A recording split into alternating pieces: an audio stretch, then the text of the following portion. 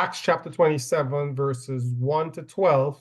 And when it was decided that we should sail for Italy, they delivered Paul and some other prisoners to a centurion of the Augustan cohort named Julius. And embarking in the ship of Adramyttium, which was about to sail to the ports along the coast of Asia, we put to sea, accompanied by Aristarchus, a Macedonian from Thessalonica. The next day we put in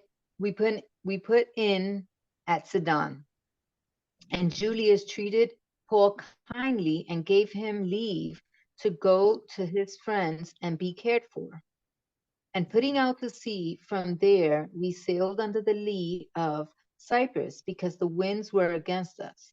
And when we had sailed across the open sea along the coast of Sicilia and Pamphylia, we came to Myra and in Lycia. There the centurion found a ship of Alexandria sailing for Italy and put us on board. We sailed slowly for a number of days and arrived with difficulty off Cnidus.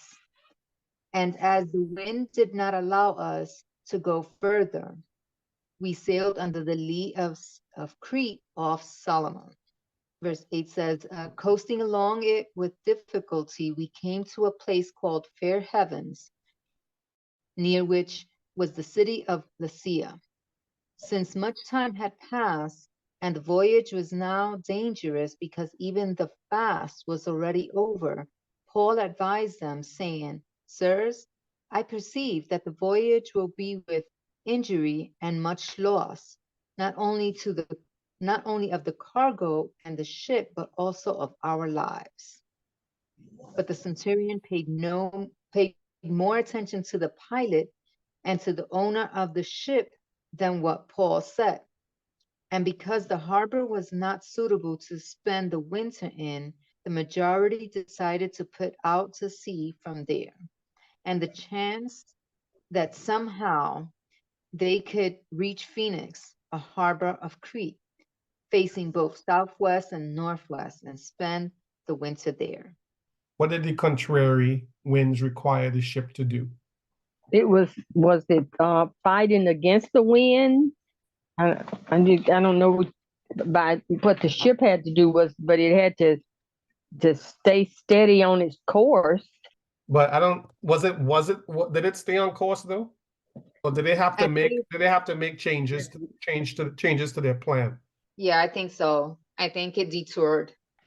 Because it says this reminds me of the time when Jesus and his disciples were crossing that lake of Gennesaret. They were going to deliver that legion, that man who was infested, who was possessed by a legion of demons, and the wind and the storm came up.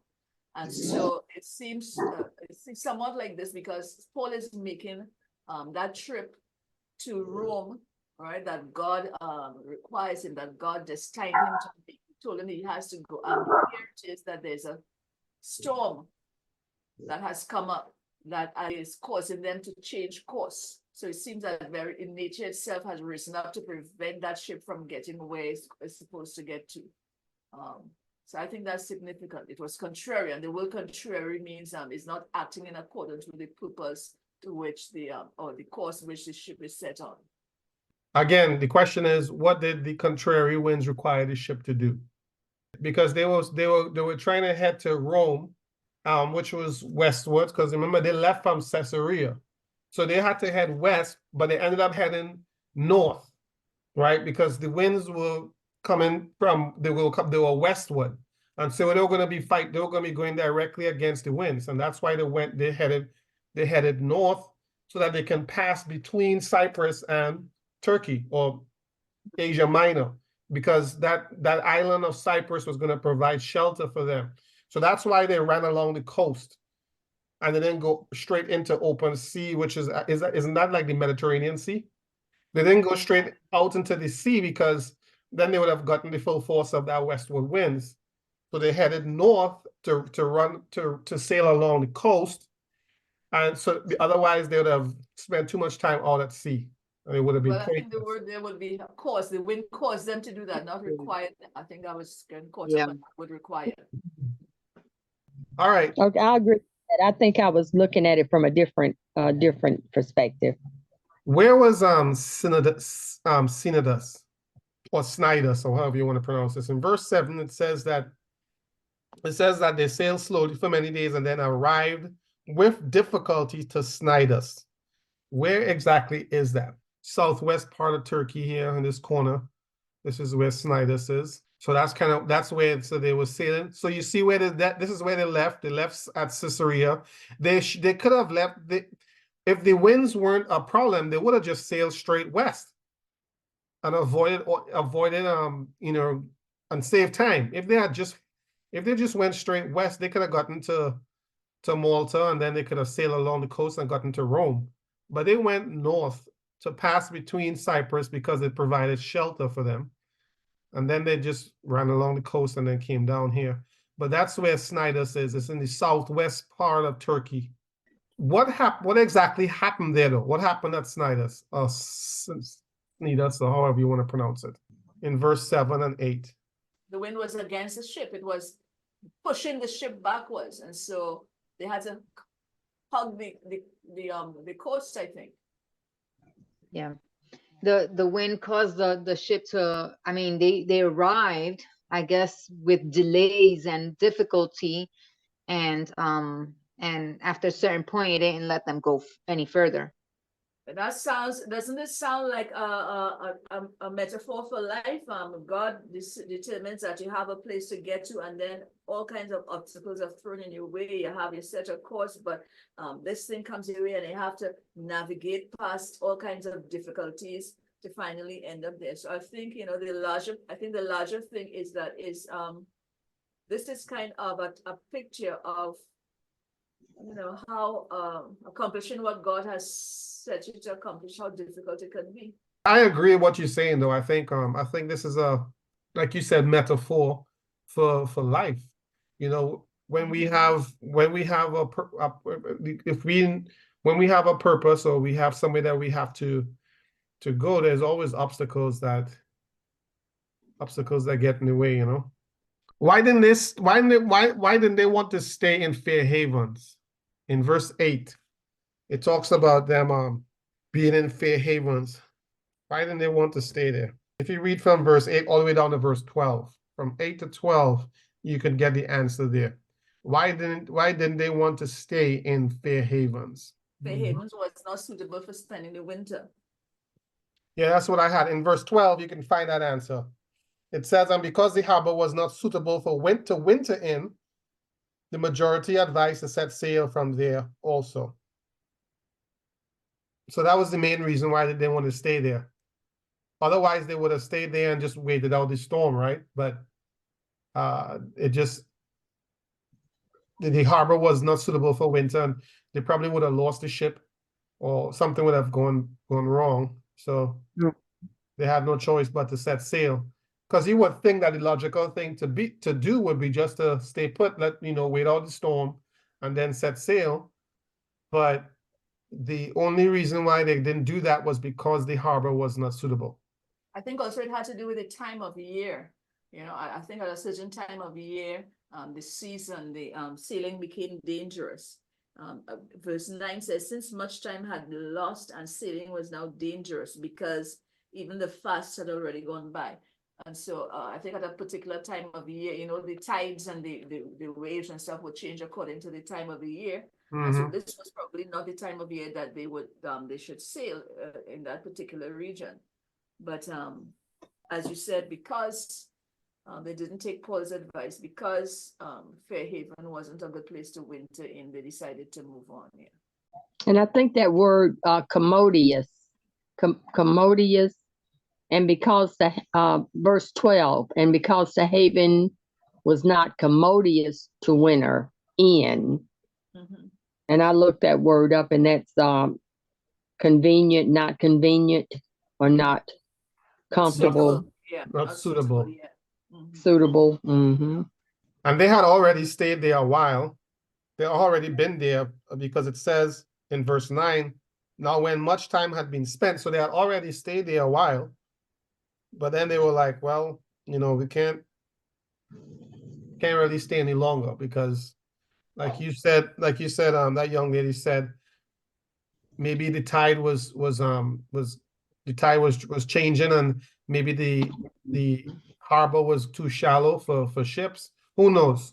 But they couldn't stay there any longer. So they had already been there a while, but it was time to set sail. In verse 11, if we read verses 11 and 12, what type of advice was given or provided to the centurion? Well, the master must have told him to keep going, that everything was going to be okay. I think the answer lies in verse 9, not.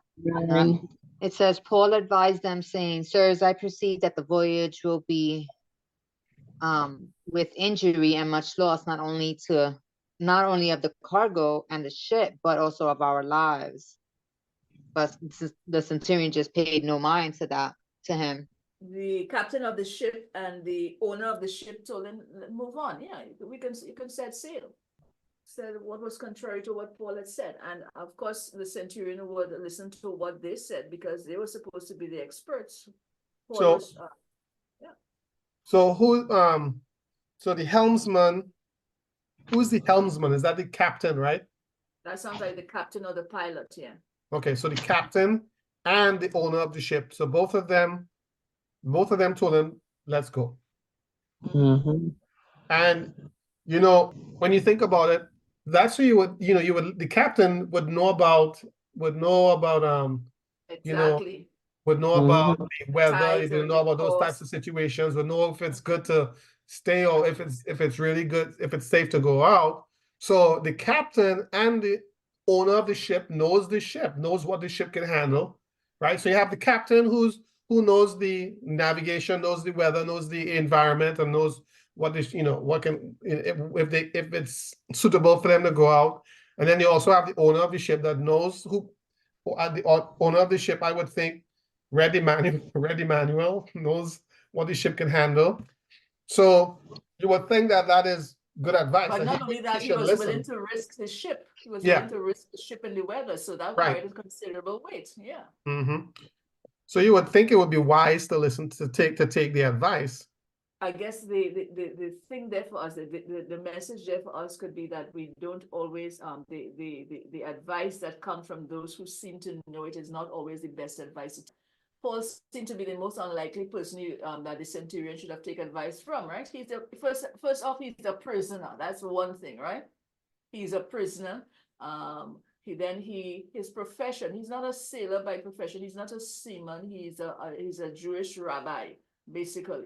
Or a preacher of Christ, a Christian preacher. So what does any of that have to do with knowing the states? And the thing is that discernment, the centurion would have had to have spiritual discernment to understand that God can give knowledge to anybody whom he chooses, as would surpass the knowledge and natural knowledge that the pilot or the owner of the ship could have. So that actually brings me to my last question, which is, what is the lesson that we can take on, what's the lesson that you can take away from these 12 verses here and apply to our life?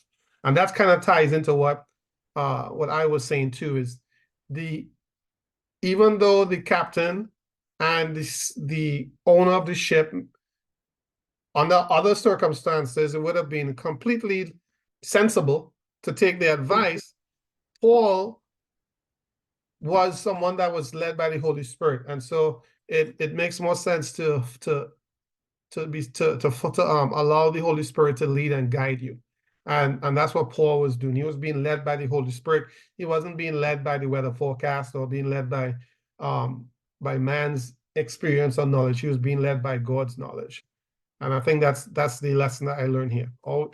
Submit to God and allow him, the Holy Spirit, to lead and guide us, because even though it may seem silly, it may seem like it doesn't make sense, a lot of times it's what's a perfect example of this?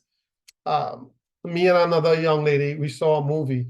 The movie is called Molly, and it's about a guy that he listened to the Holy Spirit, and it seemed crazy. It seemed like the most ridiculous thing to do. He had all the money, he had everything that he could ever want, and he came from poverty, but the Holy Spirit told him to give it all away. And he listened to the Holy Spirit, and in the end, it didn't seem at all as though what he did was nonsense. In the end, it seemed like it made complete sense. But nobody could see that, because a lot of times, like I said, the Holy Spirit doesn't. Our thoughts are not His thoughts. So when we try to understand what God is doing, a lot of times it seems like it doesn't make sense, and that's why it's hard for sometimes for us to listen to the Holy Spirit. But we should always be led by the Holy Spirit. Let the Holy Spirit lead and guide us. That's my takeaway.